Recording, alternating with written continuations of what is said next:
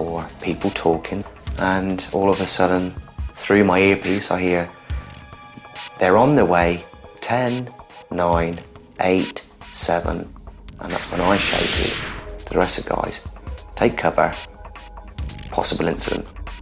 But I was the only person that had to stand up because I was blocking, or potentially blocking, this signal that could blow up any of us. So you can imagine, you're the only person stood in the middle of a huge field, and all you can hear on your CB is these threatening words. If you got into an illegal vehicle checkpoint, which the IRA would spring up from time to time, you were on your own. I remember one time we drove around a corner and there was a tractor and another car and guys stood around looking at us. I'm thinking, my God, and we just drove at them at incredible speed and ran. It wasn't a vehicle checkpoint in the end, and these locals were laughing at us. By the way we reacted, they obviously knew we were security forces. You know, so the pressure was on. It was you were in a pressure cooker. Corporals Darren and Simon Ware were brothers, serving in Northern Ireland at the same time. Simon had gone out on a 3-day patrol on the Thursday from Besbrook. Vehicle checkpoints, searches, rummages, house checks, that sort of stuff. Nothing unusual. And they moved off from there, heading for a helicopter pickup point just north of a wooded area near to Newtown Hamilton. There was a device that had been buried into the embankment on the right-hand side, a £250 landmine, which, as he walked past, detonated and killed him instantly. So he'd gone out on a 3-day patrol. 20 minutes before the helicopter was due to pick him up, he was killed by a massive explosion. For regular soldiers, working in South Armagh was dangerous enough. In even graver peril were the guys in the Northern Irish regiments, lads who not only patrolled but lived in the very heart of Bandit country. The moment you put on the uniform, old friendships die. Right from probably my first week out on patrol, I realised that people I had grown up with, had played with, their attitude changed overnight, and friends can very quickly become enemies, unfortunately. I come from a family that has a military background. With my father, my brothers, my sisters, all were in the security forces. You never leave it once you're in it, especially in this part of the world. You're always classed as being part of the British war machine, as they call it. I suppose I was in it about a year, and I got a call one night from the local headquarters to tell me that they needed to see me urgently to come straight in, and I went in and I was told that there were the local division of IRA were in advanced stages of assassinating me, and I was fitted out with body armour and a personal protection weapon that night.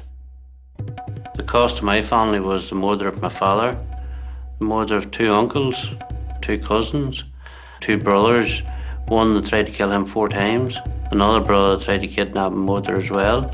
I've been shot at about 4 times myself. I would have to admit, for a few weeks after that now, there was a few sleepless nights, because it's okay to realise that you're out of an 8 or 12 man patrol. You may be shot by the sniper. Whenever somebody tells you you've been watched at home, that's different. That brings it very personal. By this stage of the conflict, travelling overland in South Armagh had become so dangerous for soldiers that all troop movement was carried out by air, from what became the largest helicopter base in Europe. Behind me here is Besbrook Mill, which was home for British Army units for over 30 years and headquarters for conducting operations in South Armagh.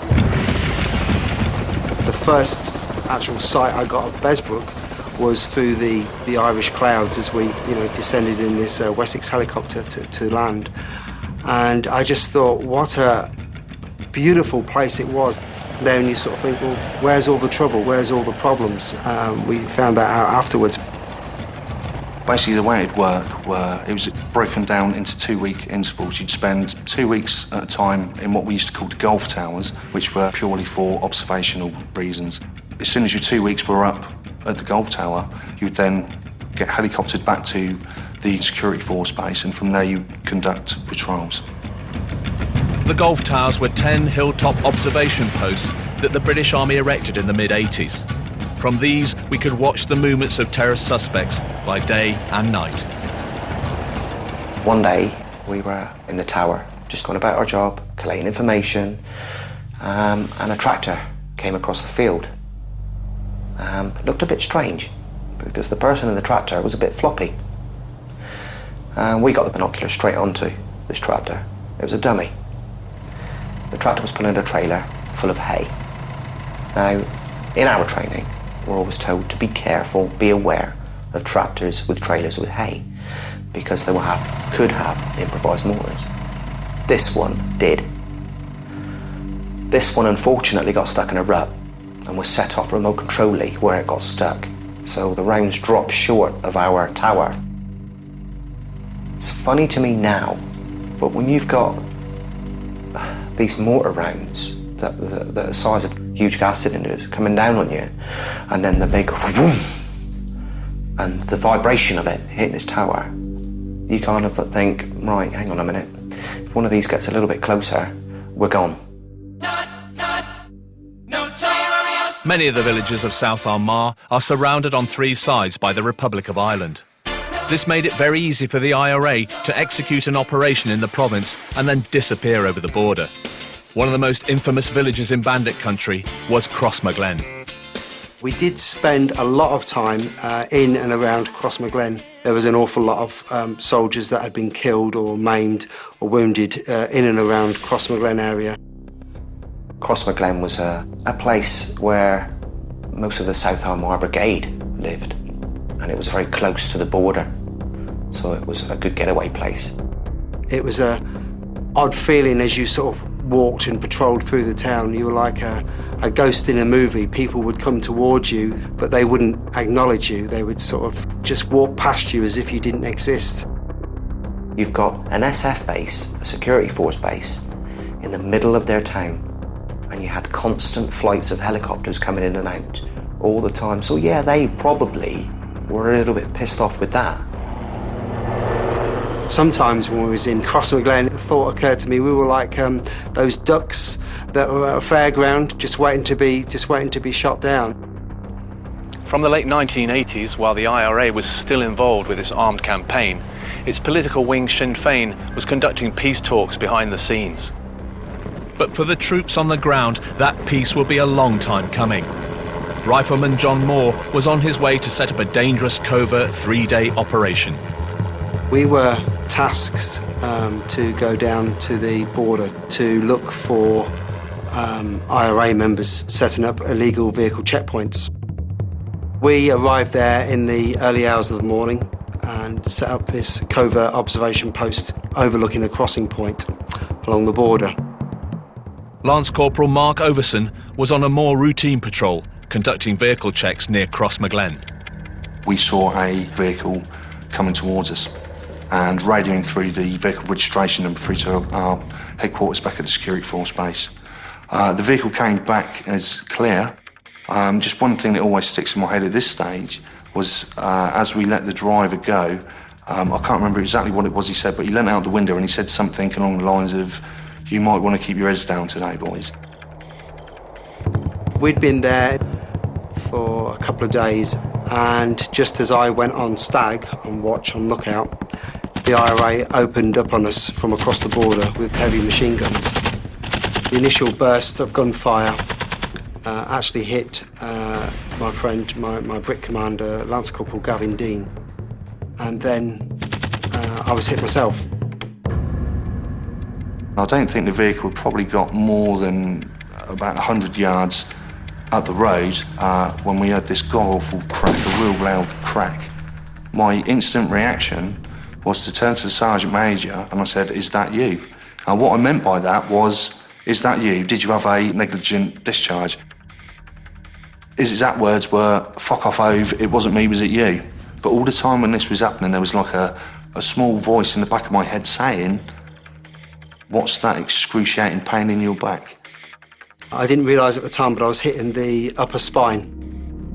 I was laying there on my back, and it seemed as if my legs were raising up into the air. And what was actually happening was the sensation had been lost from below my chest. Suddenly you're paralysed and your brain can't compute that. So that was a sensation, and I thought I was actually dying and, if you like, going to heaven. Sticks, the medic, he came running down. I can remember at the time saying to him, how bad is it, how bad is it, you know, and he turned around and he said, it's pissing with blood, mate, but he said, you know, it's just a scratch. He said, I'm pretty sure you'll live. They took us on a helicopter to hospital in Belfast.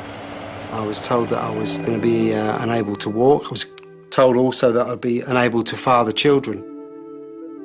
It also affected me emotionally, spiritually, psychologically for a while, I guess. John Moore's friend, Lance Corporal Gavin Dean, died from his injuries, bringing the total number of British soldiers killed by the IRA in Bandit country to 123. It had become clear that the conflict in Northern Ireland would never be won by firepower alone. The IRA had developed into one of the best organised terrorist groups in the world. It was now time for the intelligence services to come to the fore. The war we had to wage was a secret war, a war of undercover operations and intelligence gathering. But with that came grave danger. On the 19th of March 1988, a high-profile IRA funeral took place in Belfast. As the funeral procession made its way towards the cemetery, a car being driven by two army signallers appeared. The two corporals, who were in plain clothes, were dragged from the unmarked car, beaten and later shot dead. The IRA claimed they were involved in undercover surveillance. It was quite shocking thinking that that could happen to me personally, or any of my mates basically. But on the other side of the coin, for me it was more, it's a job, and it was the job I was training to do.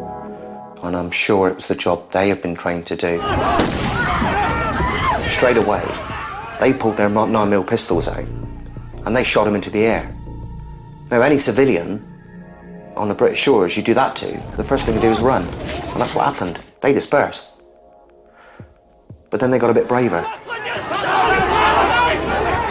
When you get out to Ireland, you have to have a 2-day security brief. And it's very, very intense. It tells you exactly what you can and can't do. And you ask at the time, why wasn't the quick reaction force sent in to rescue these two guys? And, you know, the intelligence officer was adamant that they'd had the security brief. They shouldn't have been there. We can't help them. It's unfortunate. They just shouldn't have been there. I think, personally, I would have tried to fight my way out of that as much as I could. And if I took a few of them out, then so be it. It was said to us, put to us quite plainly, if ever you find yourself in that situation, you know you're going to die, you've got a magazine with 13 rounds with you, you take 12 of them with you and you keep one for yourself. Don't let them have your body. That was when the penny dropped and you thought, oh shit. Despite the dangers, operating covertly to identify IRA players and monitor their activities was an essential part of our intelligence gathering. Intelligence was an interesting and exciting job. Sometimes it felt a bit dark, sometimes it felt a bit seedy. You know, you were up an alley or you were whispering here, whispering there. So, you know, in a way, yeah, it was a bit dark. Our job at the time was to basically go and observe premises of known players obviously being members of the provisional IRA. We'd go away for 4 or 5 days and live under a bush, and we'd stay there, and we'd collate, and we'd stay there more. Once we finished the job, you come out that hide, if you weren't compromised, and you get all that information back in. Most of the covert observation posts were to do with taking photographs of people. Nobody likes their photo taken. I remember a situation down in Crossmaglen, down in Bandit country, where I had to take a photo of a certain person, and it rained for 3 days solid. On the 4th day we were there, the sun came out, and this guy and his family came out into the back garden, and they sat down in these deck chairs, but this guy's wife was in the way, and by this time I had had enough.